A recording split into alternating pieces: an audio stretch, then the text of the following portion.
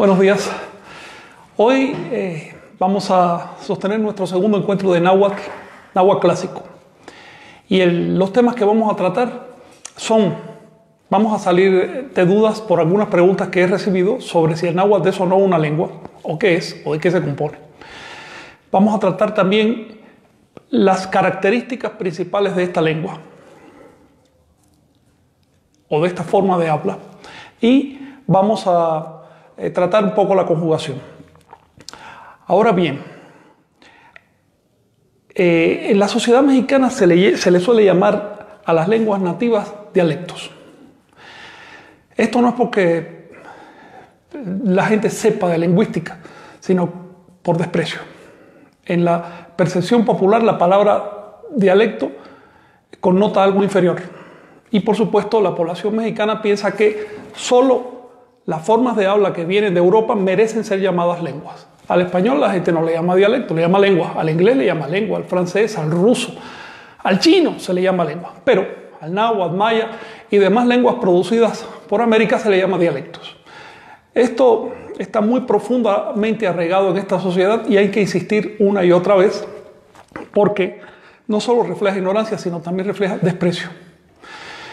Y por supuesto, si empiezas despreciando tus propias raíces, lo más profundo de tu identidad, vas a despreciar el resto. De ahí para arriba vas a despreciarlo todo. Y eso explica que la sociedad mexicana, como la sociedad latinoamericana, como un todo, permita que ocurran cosas indignas. Y no me quiero meter en este asunto porque no debo hablar de política. Ahora bien, para usar apropiadamente conceptos como lengua y dialecto, tenemos que entender cuál es su función, cómo se usan, por qué los usan los lingüistas. Quiero decirles ante todo, por alguien que me preguntó, que el náhuatl es un idioma hablado y por lo tanto una lengua. Hay muchos tipos de idiomas, hay idiomas escritos, hay idiomas con puros símbolos abstractos, hay idiomas que, por ejemplo, cibernéticos. Cualquier forma de entendimiento es un idioma. Ahora, si ese idioma lo estamos hablando, eso es una lengua. Quiero decirles también que hay dos tipos de lenguas: las naturales y las artificiales. Las lenguas naturales, por ejemplo, el español es una lengua natural. Surgen de manera gradual por incorporación, es decir, por añadidos que le van haciendo los pueblos. Los pueblos le van añadiendo vocabularios, reglas, formas de uso, refinamientos literarios. Así que son naturales, van creciendo de manera natural. Luego, siempre hay un pueblo detrás de ellas. Las lenguas artificiales son creadas en una mesa y con propósitos dados. Por ejemplo, hay lenguas que se crean para series de televisión. Digamos, la lengua de los moradores del planeta tal. Otras lenguas son, no sé, para novelas, obras literarias escritas. Otras lenguas son para experimentos sociales. Hay ocasiones en que las lenguas artificiales pasan al gran público y se empiezan a volver naturales. Eso le pasó, por ejemplo, al Esperanto, que fue una lengua completamente hecha de diseño en una mesa. Y sin embargo la gente la aceptó y actualmente la hablan millones de personas. Y le está pasando ahora a una lengua que se creó para la serie Star Trek, que se llama el Klingon. Bueno, pues ahorita hay una flamante federación de hablantes de Klingon en el planeta. No son muchos, pero son muy entusiastas. Entonces eso le da una cierta solidez a la lengua y está haciendo incorporaciones, está creciendo. Así que, para empezar, las formas de habla de América antigua, incluyendo el náhuatl, eran lenguas. Eran idiomas hablados. Ahora bien, ¿qué es un dialecto? Para entender qué es un dialecto, primero tenemos que entender qué es una variedad. Como les mencioné en el encuentro pasado, las lenguas no existen en sí. Las lenguas existen en sus variedades. Ya les insinué algunos tipos de variedades. Por ejemplo, hay variedades por edad. Los niños no hablan igual que los adultos. Y no es que hablen defectuosamente, es que hay un modo específico como hablan. Por eso cuando los adultos hablan con los niños, adoptan ese modo específico. Pero si los adultos hablan entre sí, tienen otro modo. Ahora bien, También hay variedades por profesión. Digamos, la lengua de los abogados, la de los médicos, la de los políticos, la del pueblo normal y, vamos a decir, la del pueblo, pero tiene variedades, porque tú no hablas igual si estás en la familia, que si estás en una escuela, que si estás en el mercado. Hay diferencias. Las diferencias generalmente son sutiles, todos nos entendemos, pero cuando una variedad de la lengua es demasiado especializada, ya se hace difícil de entender. Por ejemplo, el lenguaje de los filósofos, los matemáticos o los abogados puede resultar de pronto extraño para quien no está entrenado en los términos que usan, los científicos. Y sin embargo, ellos entre sí se entienden perfectamente. Piensen, por ejemplo, en cómo hablan entre sí un par de astrónomos cuando están refiriéndose a sus estudios. Usan probablemente un montón de vocabulario que nosotros ni conocemos o que vagamente hemos escuchado. Las lenguas también tienen niveles de uso. Por ejemplo, en un periódico serio, en un periódico, no sé, de noticias políticas, económicas, se usan aproximadamente 5.000 palabras diferentes.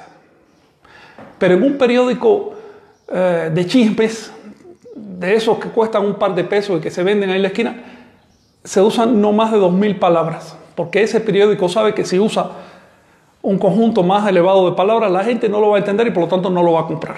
Así que se restringe a las 2.000 palabras más comunes de la lengua. Si te vas al seno del hogar, a lo que se puede hablar de manera así muy simplona, en torno al fogón, en torno al comedor, se usan unas 1.000 palabras. Lo necesario para pedir comida, ofrecer algo y demás. En otras palabras, la lengua tiene niveles. Y esto es muy importante cuando se trata de las lenguas nativas de América. El objeto de esta clase, el objeto de estos encuentros y de muchos otros que se están haciendo ahorita en México y en el resto de América es tratar de preservar estas lenguas. Las lenguas son literalmente ventanas al universo. Una lengua se forma durante muchos siglos debido a las experiencias de un pueblo que va incorporando las cosas que ve, sus soluciones y demás. Las va incorporando en forma de palabras y reglas. Por lo tanto, una lengua refleja las experiencias de un pueblo. Es el modo como un grupo de personas percibió y logró solucionar y además logró sobrevivir. Así que la extinción de una lengua es la extinción de siglos y milenios de experiencias. Y hay que ser tonto para dejar que se muera un patrimonio así, porque esos siglos y milenios de experiencias pueden tener soluciones que nosotros necesitamos hoy. O ahí puede haber ejemplos de cosas que no funcionaron y eso nos conviene conocerlo hoy. Esto se acentúa cuando se trata de lenguas como el náhuatl, que es una lengua que alcanzó niveles clásicos. Una lengua clásica es una lengua que desarrolla literatura, una literatura seria. Es una lengua que además empieza a ser usada por grupos especializados como los sacerdotes o el gobierno. Esa lengua entonces empieza a adquirir refinamientos. Su vocabulario se amplía. Pasa de 2.000 a 5.000, después a 7.000 palabras. En el caso del náhuatl, por lo menos se conocen unas 50.000 palabras. Esto no significa que un nahuatlante usara todas esas palabras, porque aquí entramos en otro tema. Y es que ninguna persona habla realmente la lengua. Cada persona habla su variante de la lengua y la variante que necesita para comunicarse con los demás. Pero la lengua en su totalidad nadie la habla, ni siquiera la persona más culta. De manera que cuando decimos lengua, estamos haciendo una abstracción. Estamos refiriéndonos a algo que no existe en sí, existe en sus variantes. En la práctica, no hablamos la lengua, hablamos variantes de la lengua. Y esto es necesario conocerlo porque cuando estamos tratando de rescatar lenguas de América, o la lengua que fuera, tenemos que saber a qué variante le estamos apuntando, qué variante queremos rescatar. No todas tienen el mismo nivel, no todas tienen el mismo uso. Ahora bien, si una variante de la lengua se aleja demasiado de las demás, a tal punto que ya no acepta las reglas de la lengua y empieza a manejar las reglas diferentes. Por ejemplo, empieza a conjugar diferente, empieza a poner, no sé, el verbo lo empieza a poner delante en vez de ponerlo al final de la oración. empieza a hacer otras estructuras sintácticas y además de eso incorpora un vocabulario nuevo que no, digamos que no es de uso muy común en el resto de las variantes. Esa variante se llama un dialecto. Así que llamamos variante a la forma de habla que respeta las reglas de la lengua y llamamos dialecto a la variante que no respeta las reglas de la lengua. Si una variante tiene suerte y empieza a desarrollarse, con el tiempo se transforma en otra lengua. Toda lengua fue en su momento dialecto de una lengua anterior. Es decir, toda lengua fue en su momento un modo mal hablado de una lengua anterior. Esto se los menciono porque no hay que despreciar, satanizar, peyorativizar ninguna forma de habla. Si las personas se entienden en una comunidad, esa forma de habla es correcta. No importa que no respeten las reglas de la comunidad del vecino. Así que la palabra dialecto no es por sí misma negativa. Si decimos, por ejemplo, que todas estas personas que viven entre Brasil y Perú y Colombia y Venezuela, que hablan una variante del español llamada portuñol, esa variante ya empieza a adquirir características propias, porque ya no respeta ni las reglas del portugués ni las reglas del español, ya es un dialecto. Pues esas personas hablan un dialecto, el dialecto portuñol, eso no tiene ningún problema, es su forma de entendimiento. Si ese dialecto recibe apoyo de la sociedad, si se empiezan a escribir obras en ese dialecto, termina convirtiéndose en una lengua, es decir, termina canonizando, digamos, termina sancionando sus reglas y sus vocabularios. Empiezan a surgir especialistas que dicen, no, estas son las palabras correctas del portuñol, este es el modo como se debe unir los términos, cómo se deben unir las sílabas, etc., ¿no? Ahora bien, en la actualidad, ninguna de las lenguas de origen prehispánico de México tiene un canon, tiene una autoridad. Ninguna de las lenguas tiene un grupo de especialistas de respaldo que sean aceptados por todos los hablantes y que digan cómo se debe hablar esa lengua. Si vamos al caso del náhuatl, vas a ver que hay especialistas por todos lados, pero todos compiten entre sí o se oponen entre sí, cada cual tiene su teoría. Y los grupos hablantes ni siquiera leen a esos especialistas, les da igual, cada grupo sigue conjugando a su manera y pronunciando sus palabras. En otras palabras, la lengua náhuatl está en estado dialectal. Todas las lenguas indoamericanas de México están en estado dialectal. Únicamente lenguas indoamericanas del sur, como el quechua, el aymara, el guaraní, etc., han conseguido canon, han conseguido una autoridad, una institución, una casa escolar que diga, debe ser así. Han conseguido que el pueblo acepte eso. En México todavía no hemos dado ese paso. Por supuesto, un náhuatl hablante que también habla español se acoge a las reglas de la Real Academia del Español porque le conviene. Pero si tú le dices, mira hermano, existe aquí un gran volumen de gramáticas, diccionarios en la lengua náhuatl y vale la pena respetar eso. No, él prefiere seguir hablando como se habla en su montaña, como se habla en su aldea. Porque así percibe el sabor de la identidad. Se siente identificado con un grupo, aunque sea chiquitito. En cambio, una cosa tan literaria como los diccionarios y la gramática, eso no le interesa mucho. Y por eso se está perdiendo la lengua. El rescate de náhuatl significa el rescate del náhuatl clásico. Es decir, el rescate de la literatura náhuatl. El rescate de los usos pulidos finos de la lengua. ¿Sí? Hay una pregunta. Sí. Buchot pregunta, si nuestros antepasados nahuas escribían con glifos y queremos rescatar su lengua, ¿sería prudente aprender a escribir en su glífica? Es una excelente pregunta, Rosita. Ya esto lo toqué en el encuentro pasado, las diferentes ortografías. Les voy a poner ejemplo con el nombre del país nuevamente. El nombre del país se escribió cuando llegaron los españoles así. Pero en 1815 hubo una convención ortográfica, una reunión de lingüistas que dijeron, A ver, esto es incorrecto porque pronunciamos J, así que el país se debe escribir así.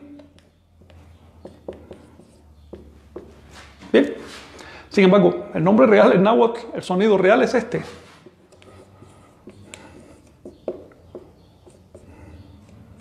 Mexico. Bien, esto es un apóstrofe, un saltillo. Mexico. Es como si fueran dos palabras. Mexico. Puede incluso tener un leve aspirado, mechi, pero no como J, mechi. No, sino Mexico. Ahora bien, el acento recae sobre la I, Mexico, porque todas las palabras del náhuatl son graves o llanas, es decir, se acentúan, todas las palabras de dos sílabas o más, se acentúan en la penúltima sílaba. Así que tenemos que, en la transliteración de este sonido a las letras del español, hubo un cambio de acento y además cambios en la pronunciación de las consonantes. En otras palabras, se pervierte la pronunciación de la lengua náhuatl. México o México, como dicen allá en el norte, o México, son palabras del inglés y del español, no son palabras del náhuatl. La palabra más cercana del náhuatl es Mexico. Si queremos hablar náhuatl al país, habría que llamarle Mexico, pero se da el fenómeno de que los náhuatl originales no le llamaban al país así. Le llamaban en todo caso a náhuatl, pero no Mexico. El nombre de México ya es un uso criollo. En otras palabras, la lengua también se somete a una historia. Si queremos ser puristas, tenemos que conocer la historia. Así que poner en una obra de teatro a un Moctezuma hablando de México, eso es un anacronismo, eso no es correcto. Él ni siquiera se le ocurría darle el nombre de su propia ciudad a todo el país, no era tan arrogante. ¿Ves? Luego, si queremos ser absolutamente fieles al sonido, tenemos uno de dos. Usar una ortografía fonética, que es lo que recomienda la Secretaría de Educación Pública, para que el estudiante no se confunda, o usar los glifos con los que se escribía antiguamente la lengua. En el caso de México, se componía de el término mestli, que significa luna, y se escribía así. A ver si me sale. La luna. Bien, o si quieres así, vaya. Mezcli. El siguiente término que se usaba era xictli,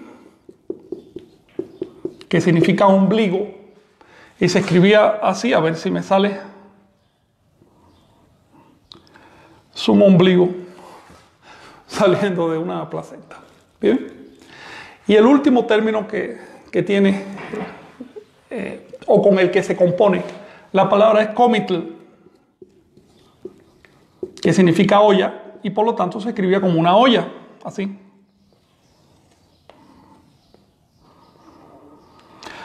Así que si yo quiero escribir Mexico con jeroglíficos, con signos de hecho fonéticos, pero no que representan el valor de la consonante o la vocal, sino de la sílaba como un todo. Si quiero escribir el nombre de México con sus signos originales, sería así, digamos. Mexico.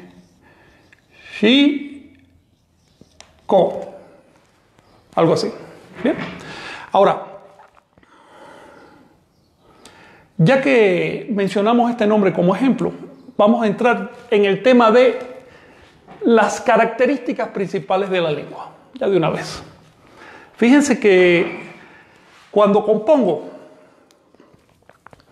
cuando aglutino, cuando incorporo, que es como se dice en lingüística, el término mezcli con el término xictli, lo primero que pasa es que elimino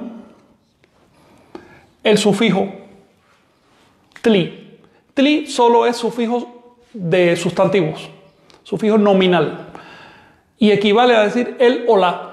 Cuando dice mestli, está diciendo la luna. Mestli, la luna. El náhuatl no usa un indicador específico para los nombres, para los sustantivos, sino que les añade un sufijo que funciona como artículo definido. Si es un artículo indefinido, decimos in, eso lo vamos a ver después y lo ponemos delante. Pero tli es el definido y quiere decir la luna. Ahora bien, hay otro fenómeno, y este fenómeno ha dado origen a discusiones en la actual sociedad mexicana. Y es que si yo uno meztli con xictli y le quito el sufijo tli, se me queda mezchic. Sin embargo, el nombre real del país no es Mexico, sino Mexico. Esto de pronto da la impresión que esta raíz no es metz, sino me, que forma el término metl, maguey. Por lo tanto, para un oído nahuablante, esto funciona como el ombligo del maguey, que es un concepto con mucho sentido, porque de hecho el centro ese del maguey, de donde nace su flor y demás, eso se llama el ombligo del maguey. Luego, en una primera lectura diríamos que esto es el lugar del ombligo del maguey. Lugar del ombligo del maguey. Sin embargo, en este nombre se cumple una regla que se llama eufonía. Y es que cuando yo a un término le quito el sufijo y me queda una consonante aspirada, y el siguiente término, el que voy a incorporar, empieza por una consonante aspirada, predomina una de ellas.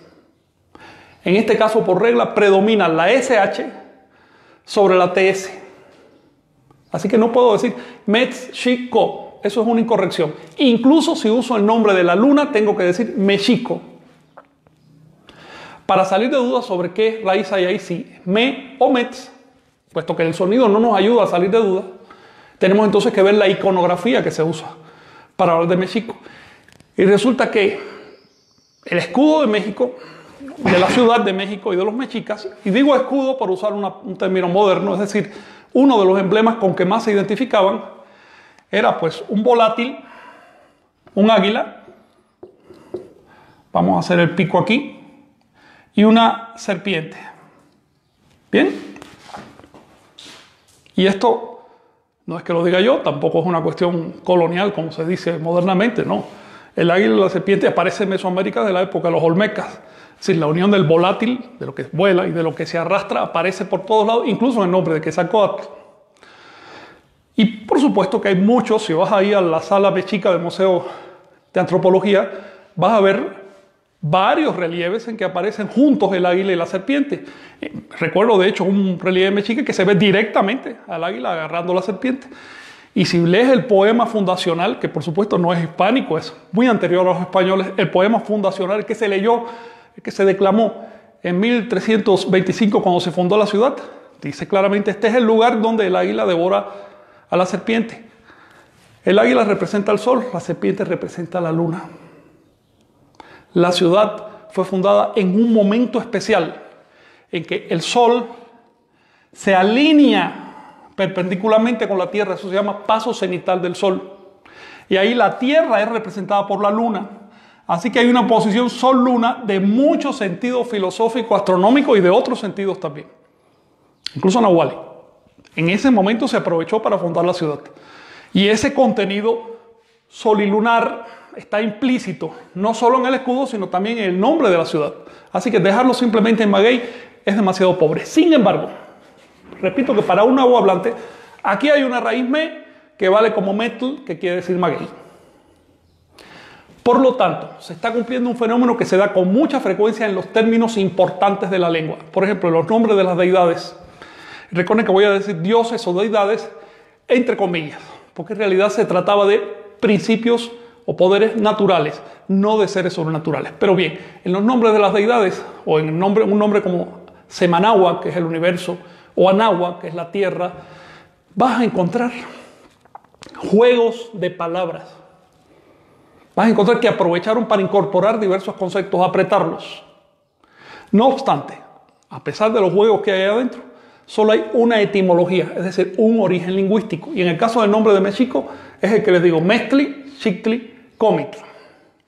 Así que creo haber respondido a tu pregunta, Rosita, sobre cómo se pronuncia realmente el náhuatl y si vale la pena escribirlo con glifos. Mi respuesta es sí, vale la pena escribirlo con glifos, pero hay que hacerlo con cuidado, porque si el objeto es difundir la lengua, conservarla, hacer que la gente la conozca y la use, y además hacer que difundir su variante clásica, su variante elevada. Eso ya de por sí da trabajo. Si además lo hace con jeroglíficos, con signos que la gente no conoce, imagínate tú, se van a asustar. Por lo tanto, al principio yo sugiero hacerlo con puras letras latinas, eso sí, con una ortografía fonética para evitar malos entendidos en la pronunciación. Y poco a poco vamos a ir conociendo glifos. De hecho, si quieres, y en atención a tu pregunta, hoy vamos a conocer los glifos de las vocales. A ver cómo se escribían las vocales. Bien, a ver si me da tiempo al final. Por lo tanto, ¿me recuerdas antes de terminar, unos 10 minutos antes? Vocales. Bueno,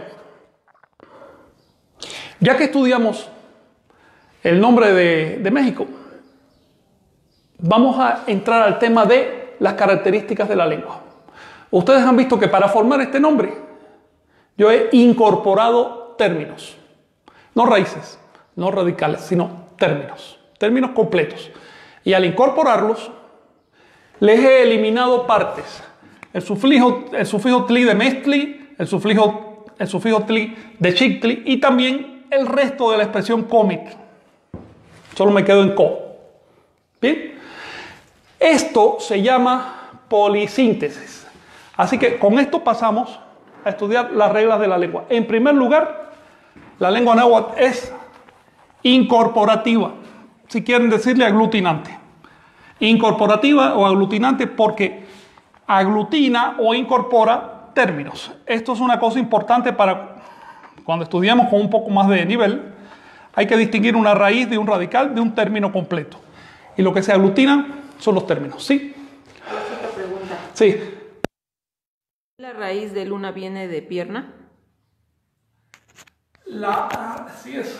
Venga, pregunta. Mira, de hecho, la luna representa el concepto de curva o de pliegue y adopta un nombre en náhuatl, no solo en náhuatl, también en las lenguas del Viejo Mundo. Por ejemplo, ese sonido me aparece asociado a la luna no solo aquí, sino en sánscrito, incluso en latín, donde adquiere una N por medio. Mens significa luna y significa también mes.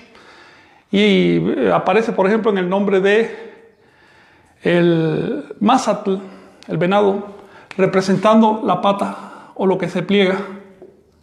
¿Ves? Y aparece, por ejemplo, en el concepto de mestli, que ya no es luna, sino veintena. Los 20 días que se aglutinan en el calendario. Ahora bien, como veintena representa entonces los 5 dedos de los pies y de las manos, y por lo tanto reafirma el concepto de extremidades o patas. En otras palabras, sí. Mestli viene de una raíz que antes de significar luna significaba pata y por extensión dedos. Ahora, vamos a la primera de las propiedades que le vamos a asignar a náhuatl. Náhuatl tiene 4 propiedades principales. Hoy solo estudiaremos 3. Estas 4 son que es una lengua incorporativa, una lengua polisintética, una lengua eufónica y una lengua desambiguadora. Cada una de estas propiedades modifica el sonido. Eso es muy importante. Lo que le da naturaleza a la lengua, lo que le da características, es lo que se hace con el sonido. Así que si tú tienes un conjunto de palabras y de pronto las puedes unir, significa que esa lengua es incorporativa o aglutinaste. Pero si al unirlas tienes que quitarles pedacitos para que suene bien, esa lengua es polisintética.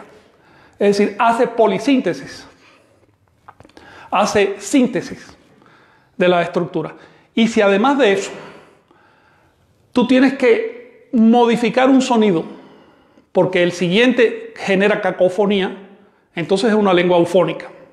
Pero si esa modificación genera ruido en el entendimiento, es decir, si no entiendes lo que se está diciendo, entonces no la aplicas y eso significa que es una lengua desambiguadora. Vamos a ver con más detalle estas características, por lo menos las primeras 3, a ver si me da tiempo. Veamos un término como maitl. Maitl. Se escribe así. Mait significa mano. Y un término como cuahuitl. que se escribe así. Significa árbol. Bien, tenemos dos términos, cada uno por su cuenta, que se componen de una raíz, un radical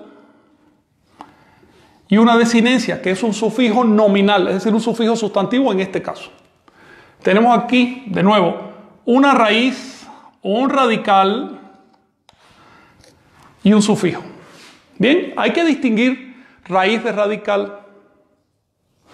Raíz, por ejemplo, la raíz ma de mano es una raíz abstracta, es un sonido abstracto que alude a las manos, pero no significa mano.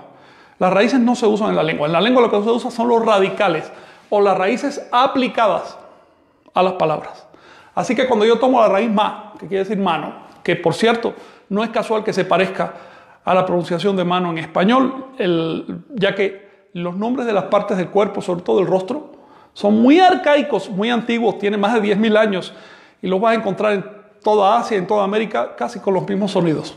Digresión aparte, si tomo esa raíz ma, que alude a las manos, y la quiero convertir en la palabra, en el sustantivo mano, maitl, le añado una i, eso se llama i demarcativa, tiene una función específica y aparece mucho en esta lengua, y después la vamos a ver. Lo mismo, si tomo una raíz qua, que alude a lo que se extiende hacia arriba o lo que vuela o incluso a lo que repta, esa raíz qua está emparentada con coa, que se extiende por la tierra.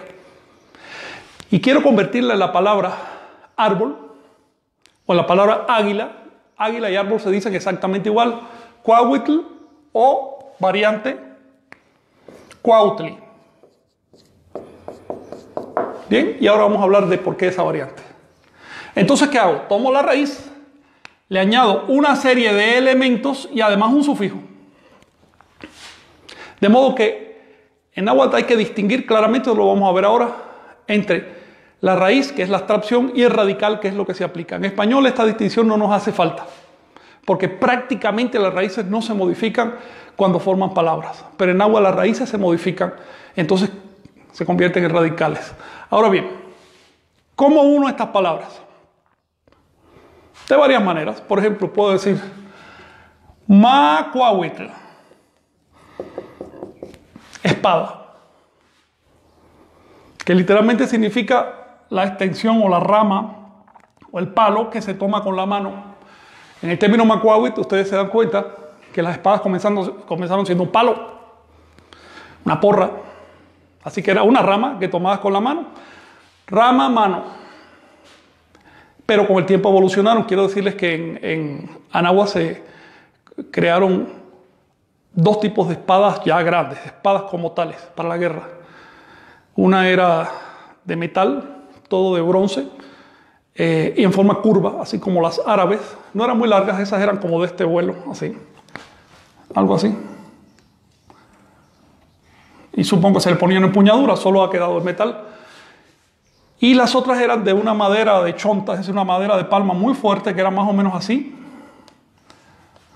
Se les hacía un hoyito aquí para colgarlas de la espalda.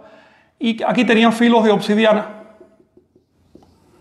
Estas últimas eran pesadas, eran difíciles de manejar, solo para hombres corpulentos, y eran sumamente efectivas, cortaban lo que fuera, porque el filo de obsidiana es muy fino. Ahora bien, tenemos una primera incorporación o aglutinación de términos. Mait y Cuauhtli producen macuauhtli, que quiere decir espada, pero también los puedo incorporar al revés. Puedo empezar por el segundo, por Cuauhtli, es decir, Cuam maitl. Y eso significa la rama del árbol. Es decir, la mano del árbol. Cuam maitl. Así que estoy haciendo una aglutinación inversa. Esas son flexibilidades que tiene la lengua náhuatl. Podemos componer los términos para acá o para allá, ¿sí? Una pregunta. Jesús Enrique pregunta, ¿cuál sería la etimología de Tlaxcuaquetl? Como el barrio de la actual Ciudad de México. Tlaxcuaquetl. Cuauhtli. Hola Jesús, puedes poner Saludos, Jesús. Permíteme terminar esta explicación y hablamos de esa etimología que es arcaica. Quiero decirte que no es del náhuatl más reciente, es de un náhuatl anterior. Ahora bien, estamos que en cierta aglutinación decimos cuamait. En la siguiente, en la invertida, decimos macuahuit. En la siguiente decimos cuamait. Ustedes están notando una cosa. La palabra mait mantiene en este caso el sufijo nominal. Y aquí la palabra cuahuitl mantiene el sufijo nominal. Es decir, cuando hacemos incorporación, eliminamos el sufijo nominal de los términos que están delante, pero el último lo sostiene. ¿Por qué? Porque ese sufijo es el que dice el o la, es decir, el que le da atributo de nombre o de sustantivo. De manera que la regla es eliminar sufijos del primero, segundo, pero nunca del último término en composición. Pero están viendo otra cosa. Cuando compongo primero cuahuitl y después maitl, no digo cuau-maitl, sino cuamaitl. Esto es una característica del náhuatl clásico, que se va perdiendo en las formas ya dialectales. Esta característica se llama eufonía. Así que no solo incorporo, no solo hago polisíntesis o elimino sonido, sino que además hago eufonía o buen sonido. En náhuatl resulta incómodo, resulta incorrecto, de hecho, decir cuaumaitl, porque esta combinación U-M es molesta al oído náhuatl. Por lo tanto, la M contamina o arrastra a la U. Esto es un fenómeno de eufonía o de eufonización de la palabra, así que lo correcto es cuaumaitl. ¿Ves? Luego, insisto en la necesidad de distinguir la raíz del radical, porque aquí cuam es radical, pero la raíz de ese radical sigue siendo cuau. No existe una raíz cuam, la raíz es cuau. Al aplicarlo a la palabra varía su sonido y puede variar muchísimo, como en este caso. Les pongo otro caso, por ejemplo, el número 2, ome.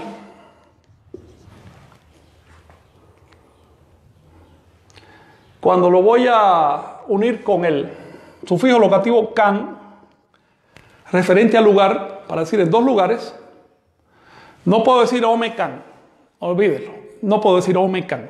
Tengo que eliminarle la desinencia al número, que es la e. Se me queda on más can. Pero tampoco puedo decir on can, porque ninguna sílaba del náhuatl puede terminar en m. Así que tengo que transformar esta M en N. Y ahí es oncan. Pero la combinación NK en náhuatl es incómoda y se debe eliminar por eufonía. Así que el resultado es la palabra OCAN. OCAN en dos lugares. Y de pronto ustedes están viendo un sonido que no se parece a OME. Este radical OC equivale a la raíz on, referente al número 2. Bien, así que sí hay variantes. Eso lo vamos a ir aprendiendo. No se asusten, lo vamos a ir aprendiendo porque además estas variantes tienen una razón. Es muy cómodo al oído. Cuando empieza a hablar con cierta fluidez, sale automáticamente la eufonía. Sí. Aquí Ricardo Gómez pregunta, ¿se usan las reglas gramaticales del español en el lenguaje náhuatl? Ok, eso es muy interesante. Antes de responder la pregunta de Tlaxcuauhquetl, voy a referirme a la de Ricardo. Mira, y vamos a traer un poco. Una lengua es una composición de términos y reglas. Los términos no están todos así en el mismo saco. Una lengua no es un saco de términos indiferenciados. No. Los términos se agrupan en paquetes que se llaman stocks lingüísticos. Stocks lingüísticos, es decir, paquetes lingüísticos.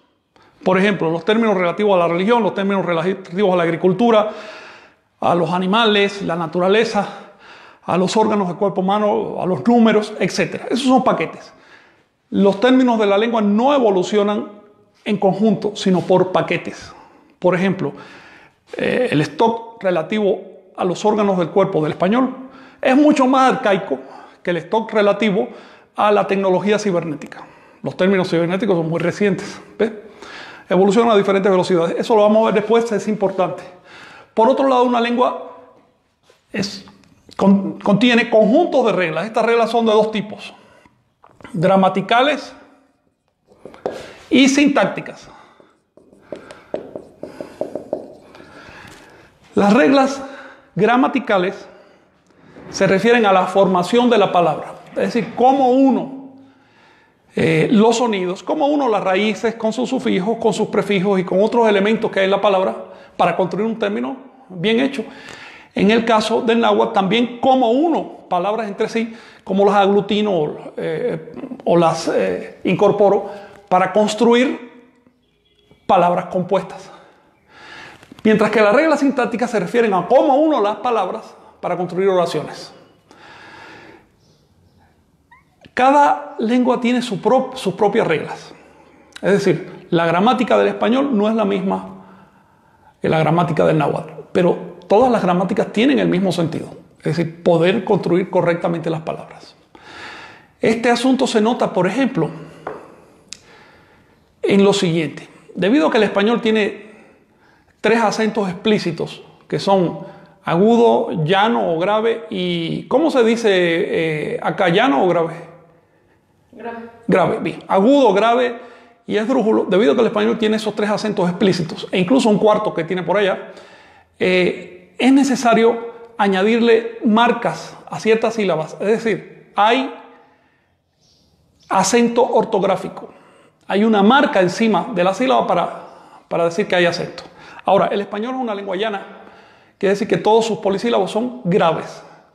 Las lenguas que solo tienen un acento no llevan esa marca. Por lo tanto, acentuar las palabras del español es una incorrección porque es aplicarle una regla gramatical del español a una lengua diferente al español. Te pongo un ejemplo de esto. Cuando nosotros escribimos en inglés, no acentuamos las palabras del inglés. No importa que lleve un acento que en español debería acentuarse con una marca. Es decir, respetamos la gramática del inglés.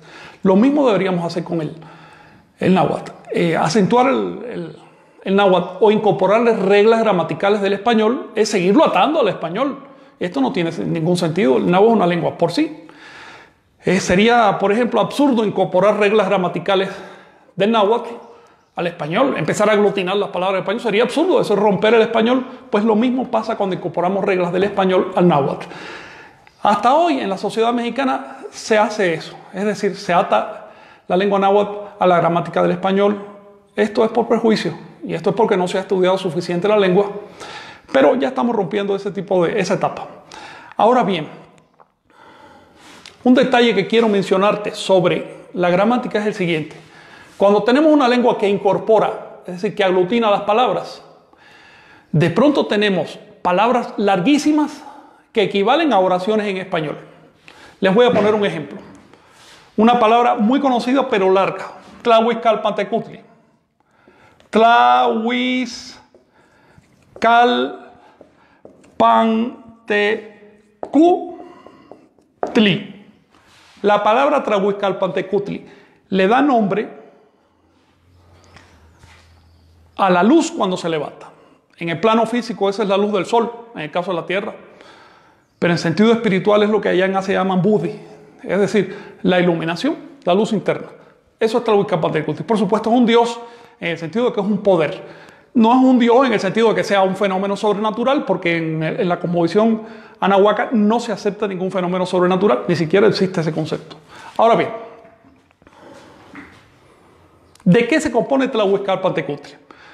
Por su tamaño ustedes se dan cuenta que aquí hay una incorporación tremenda.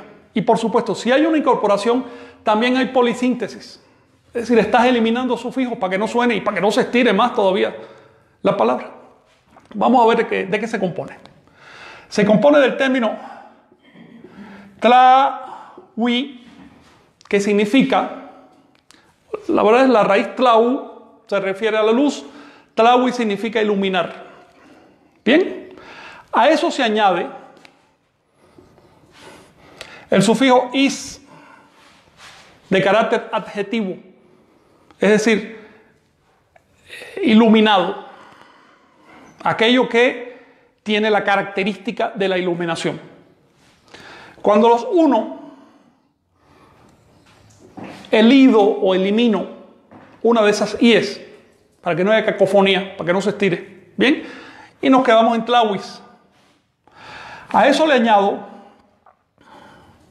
el término cali, que quiere decir casa. Pero al incorporar tengo que hacer polisíntesis, por lo tanto, a esa casa le quito el sufijo li, que equivale a tli, es decir, la casa, le quito ese sufijo y me quedo en tlawis cal y le añado el sufijo pan, que significa lugar o donde ocurre algo. ¿Ven? Y finalmente a eso le añado el término tecutli, que también se puede decir teutli. Y más adelante veremos, quizás en la siguiente lección, por qué estas combinaciones o estos cambios de tecutli, teutli, cuahuitl, cuautli, etc. Esos cambios son opcionales en la lengua náhuatl, opcionales. Ahora, cuando unimos todo esto, tenemos Tlahuizcalpatecutli, el Señor de la casa de la iluminación.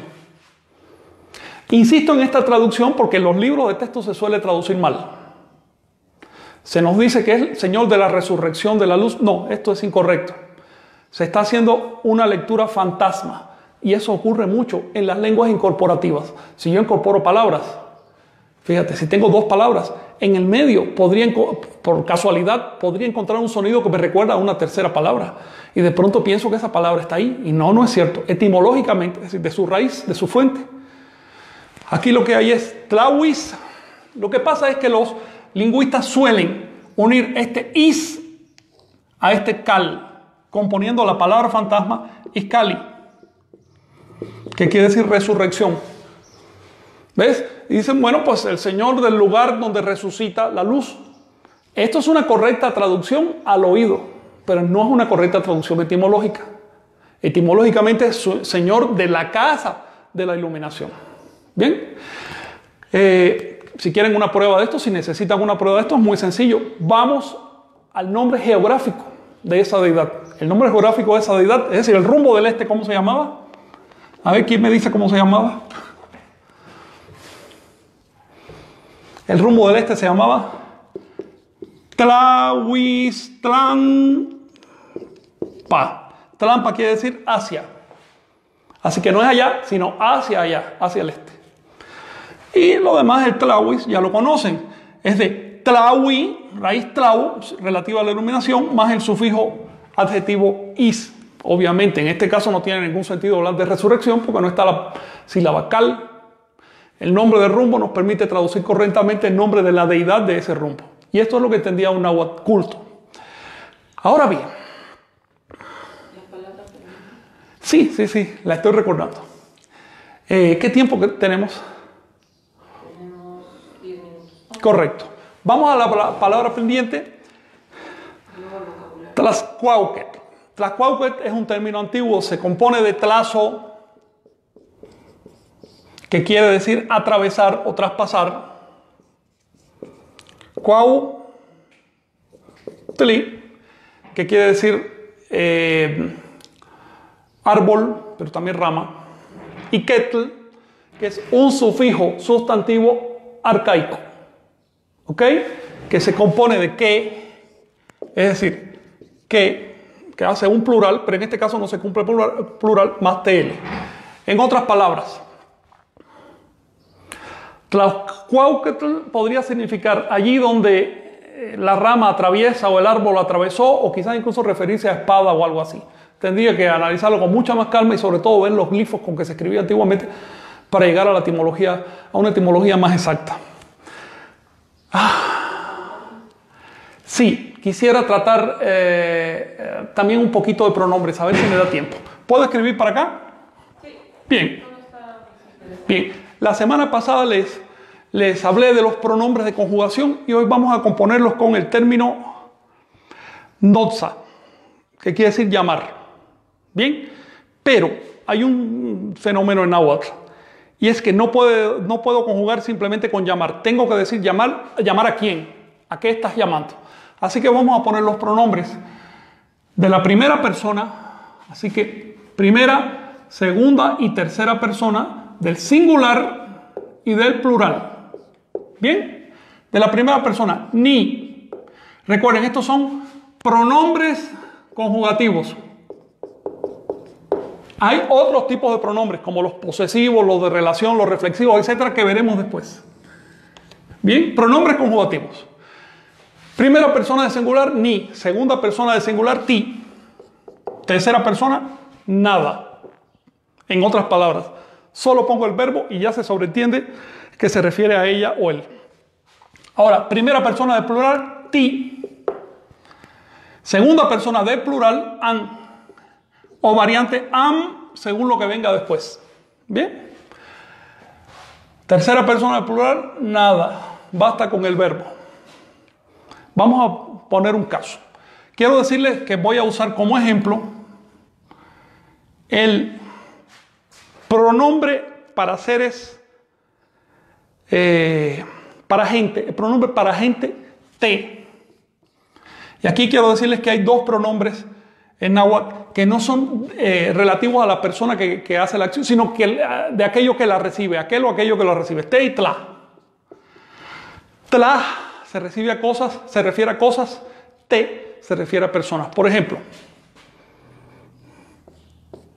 te qua ni se compone con el verbo qua, que quiere decir comer, más el sufijo ni, que quiere decir aquel que, más te, relativo a personas. Que come personas, tecuani, es el nombre de la fiera.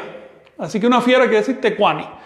El istmo de Tecuantepec quiere decir la montaña de la fiera, pero literalmente la montaña de aquel que come personas. Por otro lado, si escribo tla, cuani, es aquel que come cosas, es decir, un comilón. ¿Bien? O alguien que come, y simplemente. Luego, esta partícula te, que en realidad es un pronombre, se refiere a la gente en general, y esta partícula tla se refiere a las cosas en general. Voy a usar hoy la partícula te unida al verbo notza, que quiere decir llamar. Voy a usar este verbo porque es regular y es muy cómodo. Notza, llamar. ¿Cómo se dice yo llamo a alguien? Ni te notza. Todo se escribe junto. Ni te notza. Yo llamo a alguien. ¿Tú llamas a alguien? Ti te notza. Tú a alguien llamas. Ti te notza. Ahora, ella o él llaman a alguien. Más bien, ella o él llama a alguien. Simplemente te notza.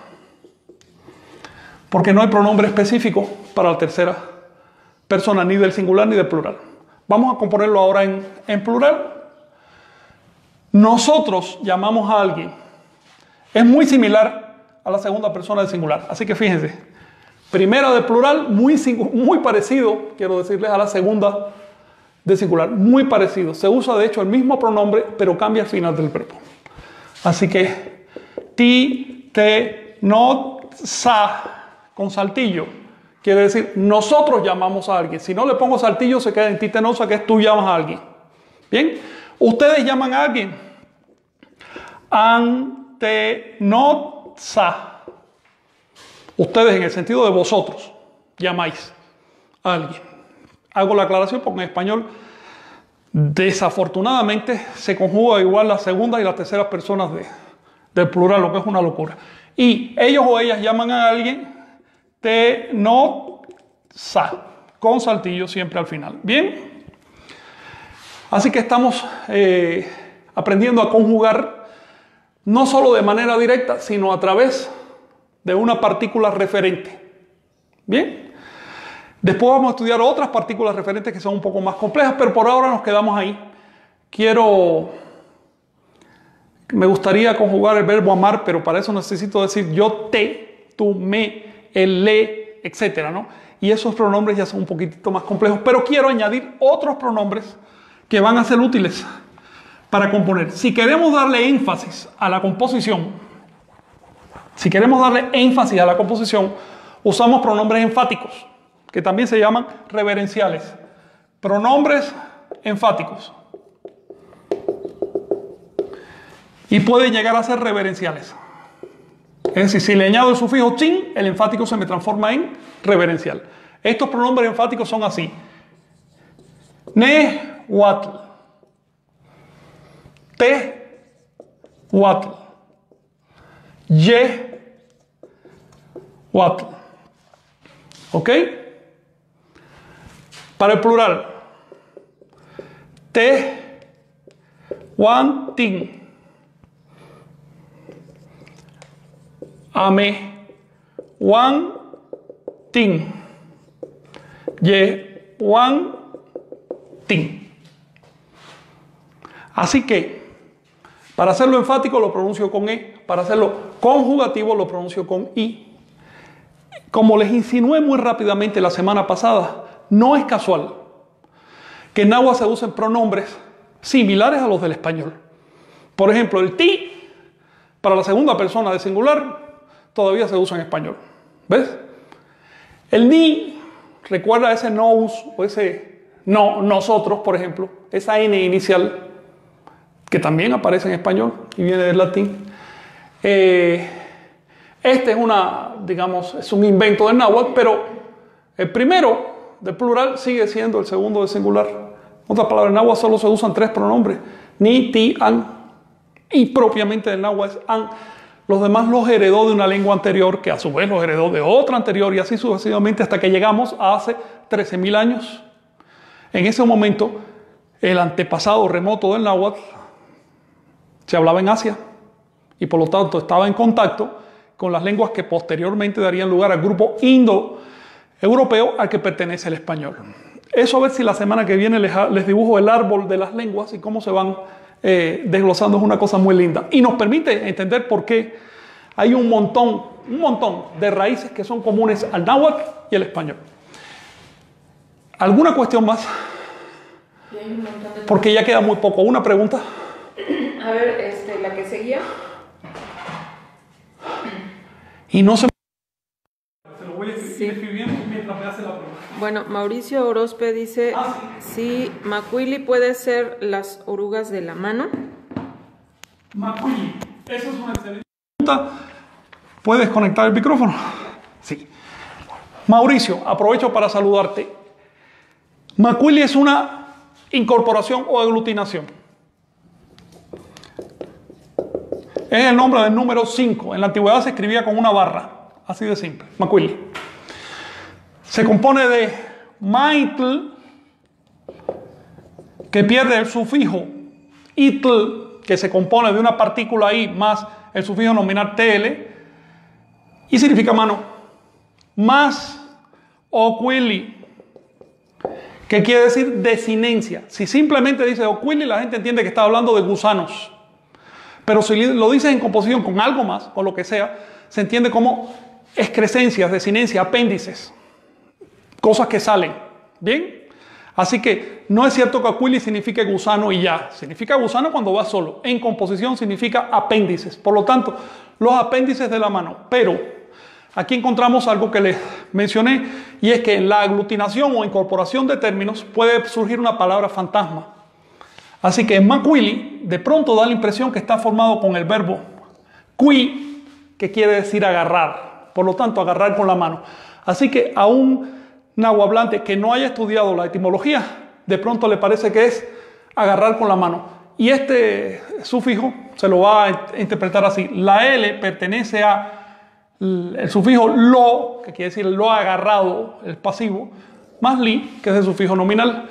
La semana que viene, a ver si estudiamos primero el grupo de lenguas a que pertenece el náhuatl, los troncos, los grandes troncos lingüísticos de Eurasia y de América, y la formación de los sustantivos. Así que vamos a estudiar todas esas terminaciones tl, tli, li y otras que aparecen. Vamos a ver cuál es su articulación, cuándo se usa. Muchas gracias por estar ahí y nos vemos.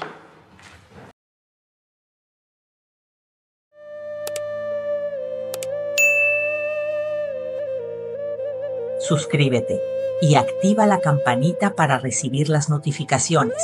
Así no te perderás ningún video.